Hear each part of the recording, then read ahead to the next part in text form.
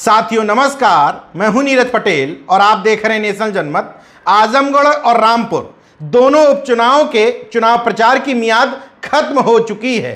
23 जून को वोटिंग होनी है, लेकिन एक बात जो सबसे ज्यादा चर्चा में है वो ये कि समाजवादी पार्टी के राष्ट्रीय अध्यक्ष अखिलेश यादव, जो खुद आजमगढ़ से सांसद हुआ करते थे, उन्हीं के द्वारा सीट छोड़ने के कारण चुनाव हो रहे हैं। दूसरी सीट रामपुर, जहां आजम खान के इस्तीफे के कारण सीट खाली हुई थी। दोनों महत्वपूर्ण सीटें हैं। इसके बावजूद अखिलेश यादव चुनाव प्रचार करने क्यों नहीं पहुंचे? अगर अखिलेश यादव को लगता है कि उपचुनाव में वो अपना फेस लगा करके अपनी इमेज डाउन नहीं करना चाहते, तो मुख्यमंत्री योगी आदित्यनाथ, दोनों डिप्टी सीएम, 16 मंत्री और सैकड़ों नेता लगाए गए थे इस उपचुनाव में प्रचार के लिए। क्या इनकी इमेज डाउन नहीं होगी? क्या मुख्यमंत्री की इमेज मौजूदा विपक्ष के नेता से कम होती है? योगी आदित्यनाथ जी को क्या डर नहीं है कि पिछली बार जो दिनेश लाल यादव निरहुआ 2,60,000 मतों के अंतर से इसी आजमगढ़ सीट पर अखिलेश यादव से हारे थे, इस बार उन्हीं के भाई धर्मेंद्र यादव, जो सामाजिक न्याय के मामले में अखिलेश यादव से भी ज्यादा मुखर माने जाते हैं, उनसे मुकाबला है। ऐसी सीट पर जहां यादव मतदाता 3.5 लाख के लगभग बताया जाता है, मुस्लिम मतदाता 3 लाख के लगभग बताया जाता है और एससी यानी कि दलित मतदाता भी 3 लाख से ऊपर माना जाता है। ऐसी सीट पर भारतीय जनता पार्टी ने पूरी ताकत झोंक दी है। फिर क्या वजह है कि अखिलेश यादव वहां चुनाव प्रचार करने नहीं पहुंचे? नेशनल जनमत हमेशा एक बात कहता है कि अखिलेश यादव 6 दिन अच्छा करते करते 7वें दिन कुछ ना कुछ ऐसा जरूर करेंगे जिसमें विपक्षी दलों को मौका मिल जाए और बीते 6 दिनों का पूरा काम नष्ट हो जाए। बहरहाल अखिलेश यादव के करीबी कहे जाने वाले राजेंद्र चौधरी, यही एक विडंबना है कि राजेंद्र चौधरी जैसे नेता जो बूथ तक जिताने की क्षमता नहीं रखते हैं, वो ही लगातार अखिलेश यादव के करीबी कहलाते हैं और उनकी तरफ से बयान भी देते हैं। बीबीसी ने एक बयान छापा है राजेंद्र चौधरी का, जिसमें उन्होंने पूछा था कि अखिलेश यादव चुनाव प्रचार करने क्यों नहीं पहुंचे। अब ये बयान सुनिए। जनता पर विश्वास है अखिलेश यादव को, मतलब बीजेपी को नहीं है, और जनता का विश्वास अखिलेश के साथ है। वहां के लोगों ने आकर कहा है हम समाजवादी पार्टी के साथ हैं और हम बीजेपी के खिलाफ वोट करेंगे। वहां पर पार्टी के नेताओं और विधायकों ने कहा कि जनता सपा के साथ है, अखिलेश यादव को वहां आकर प्रचार करने की जरूरत नहीं है। बीजेपी हार रही है, इसलिए मुख्यमंत्री वहां पर प्रचार कर रहे हैं, बीजेपी के लोग डर रहे हैं। अब इस बयान पर नाराज हुआ जाए या थोड़ी देर हंस लिया जाए, ये समझ में नहीं आता, लेकिन तमाम सारे भक्त ये ना कहने लगे कि भारतीय जनता पार्टी के राष्ट्रीय अध्यक्ष भी तो नहीं आए। तो उन भक्तों को ये बता देता हूं कि समाजवादी पार्टी क्षेत्रीय दल है। जो भी कुछ उखाड़ बिगाड़ सकते हो उत्तर प्रदेश में ही आप कर सकते हो। पार्टी की जो भी बची कुछ इज्जत है वो भी उत्तर प्रदेश के कारण ही है। और भारतीय जनता पार्टी के राष्ट्रीय अध्यक्ष उत्तर प्रदेश विधानसभा में विपक्ष के नेता नहीं है, ना ही वो आजमगढ़ से सांसद हुआ करते थे। इन तर्कों के आधार पर अखिलेश यादव का आजमगढ़ पहुंचना जरूरी था, मगर नहीं पहुंचे। बहुत बड़े नेता हैं, बहुत व्यस्त रहते होंगे, पता नहीं कौन से काम में उलझे होंगे। कुछ भक्त उनका एक ट्वीट मुझे भेजेंगे जिसमें 19 सेकेंड का वीडियो संदेश जारी करते हुए उन्होंने कहा है कि इन दोनों सीटों पर समाजवादी पार्टी जीतेगी। उसमें उन्होंने हल्का फुल्का जिक्र कर दिया है अग्निवीर सैनिकों का, जबकि समाजवादी पार्टी के पास, अखिलेश यादव के पास पूरा मौका था कि वो चुनाव प्रचार के बहाने, रोड शो के बहाने आजमगढ़ और रामपुर जाएं और ठोक करके अग्निवीर संविदा भर्ती और लेटरल एंट्री का मुद्दा उठाएं।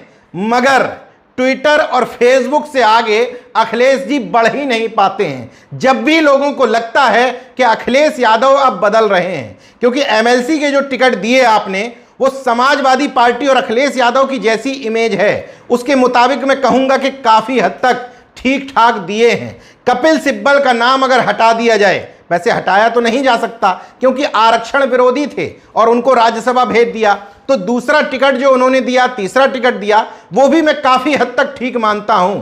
लेकिन ठीक होती इमेज के बीच में अखिलेश यादव ऐसा लगता है जैसे खुद वो चाहते हो कि मुझे इस गलत निगाह से मत देखना, हूं मैं अभी भी वही। इसी वजह से शायद वो दोनों ही चुनाव में प्रचार करने नहीं गए। अगर रामपुर में चुनाव प्रचार करने जाते तो वो दाग भी धुल जाता कि वो आजम खान से मिलने जेल क्यों नहीं जाते थे।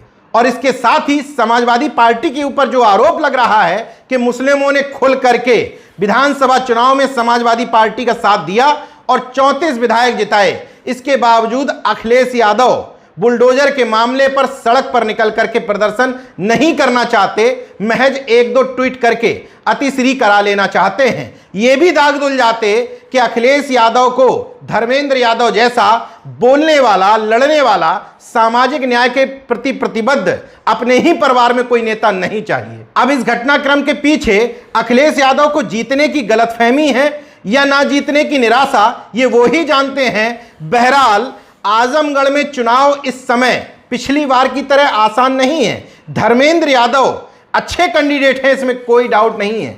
डिंपल यादव को अगर अखिलेश यादव ने टिकट दे दिया होता तो तकरीबन उनकी हार सुनिश्चित थी, मगर धर्मेंद्र यादव जैसे व्यक्ति को टिकट दे करके उन्होंने अपनी इमेज कुछ ठीक ही की है। भले ही धर्मेंद्र उनके परिवार के हैं, लेकिन लड़ने वाले नेता माने जाते हैं। जो इमेज ठीक की थी, उनके समर्थन में चुनाव प्रचार न करके वो इमेज भी खत्म कर ली। जबकि इस बार बसपा ने एक अच्छे खासे धनाढ्य व्यक्ति को, शाह आलम उर्फ गुड्डू जमाली को वहां से कैंडिडेट बनाया है। 3.5 लाख जहां यादव मतदाता हैं, वहीं 3 लाख से ज्यादा मुस्लिम मतदाता भी तो हैं। अगर निरहुआ अपने लटके झटके और डायलॉग्स में थोड़ा भी यादवों को रिझाने में अपेक्षाकृत ज्यादा कामयाब हुए तो सीट फंस भी सकती है। देखिए, 100% यादव समाजवादी पार्टी को वोट नहीं देगा, ज्यादा देगा ये तय है, लेकिन दिलेश लाल यादव निरहुआ कुछ वोट तो अपनी तरफ खींचेंगे ही खींचेंगे। इन सब के बावजूद अखिलेश यादव न यहां प्रचार करने पहुंचे, न रामपुर पहुंचे। रामपुर की स्थिति तो यह है कि वहां आजम खान और अब्दुल्ला आजम ही लगे हुए थे, समाजवादी पार्टी का कोई दूसरा नेता भी नजर नहीं आया। आजमगढ़ में तो कम से कम धर्मेंद्र यादव लड़ रहे थे, अखिलेश यादव के परिवार के थे।